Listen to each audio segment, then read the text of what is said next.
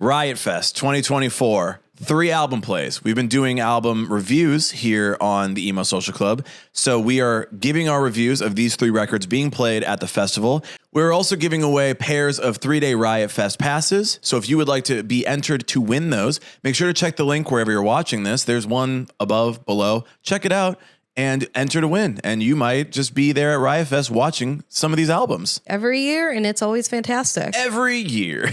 This first one is a review of Manchester Orchestra's Cope. Before we get into our thoughts and our takes on this record, Lizzie, please tell us a little bit more about Manchester Orchestra and Cope. This was their 4th studio album, and it was released on April 1st, 2014 via Loma Vista Records and off of their own individual label, Favorite Gentleman. There was 2 singles, Top Notch and Every Stone. There were 2 iTunes bonus tracks that were included in this release as well, Never Really Been Another Way Out and After the Scripture. Entertainment Weekly did give it a really dazzling review and said that this was the perfect blend of indie and hard rock. And All Press gave it a 4 out of 5 stars. Those were really the only things I could find about what it did. Obviously, Manchester Orchestra is still ginormous. So obviously it was good and they're playing it here. So it must be great. And it must be a 10-year anniversary type thing since 2014 to 2024. So, I mean, 10-year record play, I guess. Well, before we start talking about what we think about this record, make sure to subscribe. We are doing album reviews of many festivals. We have all of our When We Were Young records down there in a playlist. They will be available to you on the YouTube if you subscribe, and in podcast form if you want to listen to them that way. And make sure while you're down there to enter our giveaway for 3-day Riot Fest passes. We have 2 to give away, 2 pairs. That's 4 individual tickets, but they come in pairs. You understand. Go down there, find out, get involved, get at the fest. Here are my thoughts on Manchester Orchestra's Cope. I saw Manchester Orchestra one time, I think. I've only seen them once, and it was opening for Brand New at Summerfest. This band sounds like they fit right in with what Brand New did, post the more emo and the more pop punk stuff. This sound to me fits in. I couldn't really think of a good phrase to define it as. I'm like, what wave of emo is this? What type of emo is this band? It sounds a little indie. It sounds a little bit like emo stuff, but there's just a very specific sound to Manchester Orchestra. His vocals are always very standout in what is generally just riffage and guitars, and it's very hard to define this genre to me. I can't figure out a good word for it. I won't. Then I just won't. I never really listened to a full Manchester Orchestra record. Shake It Out was played a lot on Q101 radio here, and that's where I first heard it and first heard of Manchester Orchestra in the first place. I know this band is big, but I think that they are more one of those big cult following type bands. To me, I don't really hear their name thrown out in a lot of emo stuff. For Riot Fest, it does seem like this is the emo record being played, right? Yeah. So going into it, I'm okay, I'm going to hear the emo record, right? I'm going to hear that. I've listened to this a few times, just out of let me see how this is vibing with me. And it really does kind of vibe with me. I do dig this. I like it when Manchester Orchestra does more of the rock type stuff, more pop type stuff. And they don't really do that a lot. That's not really their vibe. They don't really do that thing. I think a lot of the lyrics are really good. That was something I expected going into this record, is the lyrics are going to be really good and really cool and interesting. The vocals were going to be really cool and interesting. And it's going to be more of a vibey record. It's definitely a vibey record. It is not pop songs. It's not you're hearing a lot of pieces that are going to be very catchy and memorable in that way. It's going to be what is the feeling that I'm getting listening to this? That's where I landed on it. I like the feeling of it. I've revisited it a few times just for this. I don't know what I'm going to do after the festival. Okay. So I don't know. But at least for now, I've listened to it a few times. And I dig it. And it's fun. And it's nice. Okay. Pleasant. Vibes are good. Here are my thoughts on Manchester Orchestra's Cope. I, too, have probably only seen them once. And it was because I wanted to go see the Front Bottoms open for them. Oh, yeah. As soon as Manchester Orchestra got 3 songs, and me and my friend looked at each other, we said, we're kind of falling asleep. We're going to go home. I knew that they existed prior to that show, but I have only, again, you, only heard of them when they were playing on Q101 a long time ago.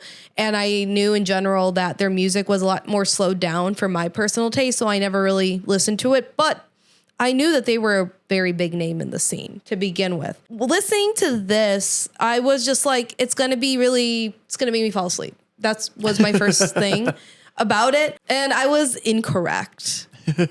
listening to this, the vocals are very distinct, and I like that. It sets it apart a little bit more.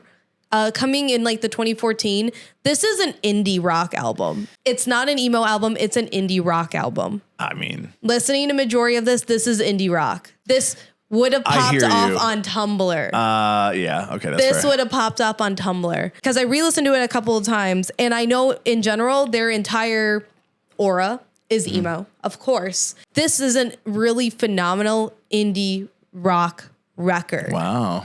As somebody who loves indie rock specifically during this time, during Tumblr core status, girls would have ate this up. So I did enjoy a good majority of it. Once we got kind of near the bottom half of the album, last few songs started to feel a little bit repetitious, started to get that sleepy EP feeling, wasn't into it. I wasn't just super into it, so I was able to kind of just fade myself out with it. It's not like I would skip over it, but I would just put it on the background, and when it would probably cycle through Spotify and go to this sounds like this band type of cycle in the next playlist, I'd be like, yeah, okay, whatever, we're done with this. Yeah. But I did actually kind of enjoy it. I just think maybe I was listening and seeing the wrong era of Manchester Orchestra for it to be applicable to me. Yeah. Because still a lot of their newer stuff, I hear it and I'm like, I don't really like this. I just don't.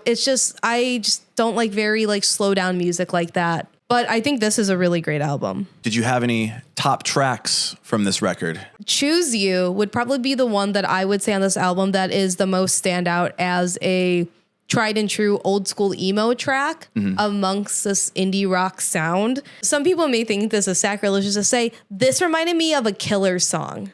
Like newer Killers, like later stage Killers. Yeah, like Are We Human or Are We Dancers types of vibe. I could definitely hear this off of post Sam's Town type vibes. Yeah. Again, Tumblr core era. Yeah. Like this would have popped off. Yeah. That's how I felt about that one. That was also one of my top tracks just because it's super catchy. Like if I find myself listening to a song, especially on a record like this, where a lot of the sounds like take a little bit longer and like, you know, it's more drawn out. It's not like fast, quippy pop music.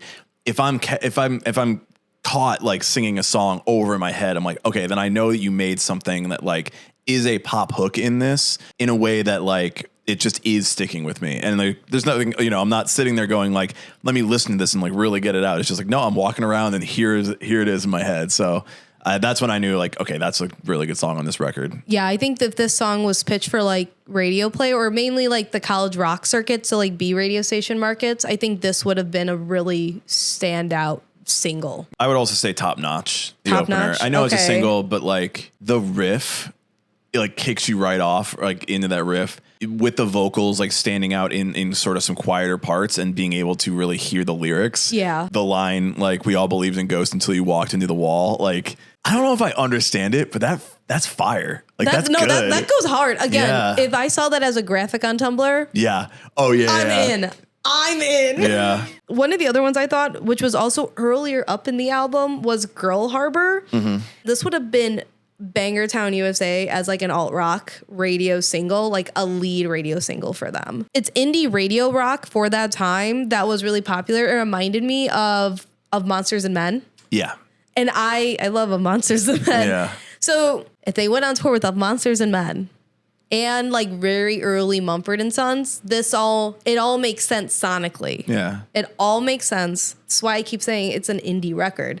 And it was just like, it's fun. I like The Ocean. I listened to that one a bunch of times. There's not a lot of poppiness on this. It's not a pop record. So yeah. Anytime there's like something that has like a catchy chorus and like I can feel it, you know, wraps itself around my brain and just on repeat. The Ocean was the only other one. Top Notch, Choose You, and The Ocean were like, oh, these are standouts to me. These are like the three that I can come back to and like I'll throw on this record again and be like, ooh, we're getting to these. Like, what's good? Like, we're so back. Putting of Monsters and Men as like a reference point too really makes sense to me, where it's like their songs don't have business being like pop hits, right? And yet they can still write some like interesting pop hooks in music that is not traditionally going to be poppy. My last one that I really have is All That I Really Wanted. The thing is too, is like the lyrics here again encompass their overall vibe of emo, but sonically it is still just like a really good indie emo song. This is where I definitely see the dichotomy of this band as a whole. and it kind of ties it up together. Did you have any spicy takes on this record? I really thought that their other single, Every Stone, was way too repetitive and really annoying. I actually liked that one just because it had a very weird time signature in the chorus, and the way they did it rhythmically, I liked it. I thought it was interesting. This is a band that clearly has control of their art, and they understand they want to do some interesting things, and they don't want to follow normal structure and normal rhythmic cadences and all that. My only really spicy take is that the song Indentions, that's not a fucking word.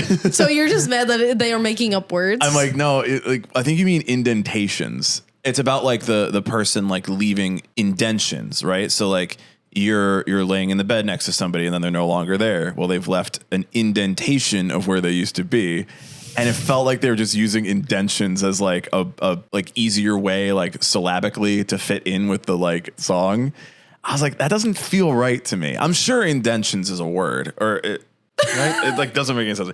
I'm sure indentions is a word, and indentions is exactly what they mean it to be. But I'm looking at it and listening to it, and I go, I don't think that's right, man. I don't think it's right. I feel like it's one of those words that you say or look at too many times. You're like, I don't know if this is actually a word period anymore. I don't think it's right. I think it's just fake. It's a fake word, actually. I don't think that word means what you think it means, man. Those are our thoughts on this record, but there's one last question that we have to answer. Would we recommend seeing this record at Riot Fest 2024? And I'm going to say, yeah, I do want to see it.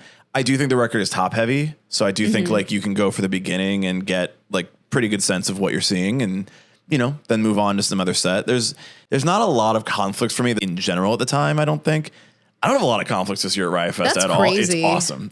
This is one of my best Riot Fests because I don't have any conflicts. Basically, I would check out the beginning of this and then I would probably move to another set, or I might just chill around the set and listen to it. But I definitely think this is something worth going to watch, going to listen to. I think kicking it off with Top Notch is going to be just top notch. Whoa, look at you. Got him. I think shockingly, I would recommend you go and see them. I feel like if you like emo music and this type of emo music, you're going to go see them anyway. Yeah. But I am in the same vein of it's top heavy. I would rather go see those songs played and then dip out. I'm pretty sure Hot Mulligan or someone else is playing that same time. So they're playing before. Oh, they're playing before? They're on the same stage, I think. I think actually Hot Mulligan is playing after this. I might be wrong. I'm not going to look it up. We're not going to look it up. But if that's the case, then I guess I'm staying for the whole thing. And I live at that stage after a certain time of day. So I will see everybody there. Those are our thoughts. Make sure that you are subscribed. We have 2 more videos coming out of the Riot Fest records. We got all the When We Were Young records coming out as well. We have a giveaway. Make sure to check out the giveaway. It's down there in the description. Go click it. Go find out. Go subscribe and follow and all the good stuff. Until Manchester Orchestra, until Cope, and until Riot Fest 2024, we will see you there.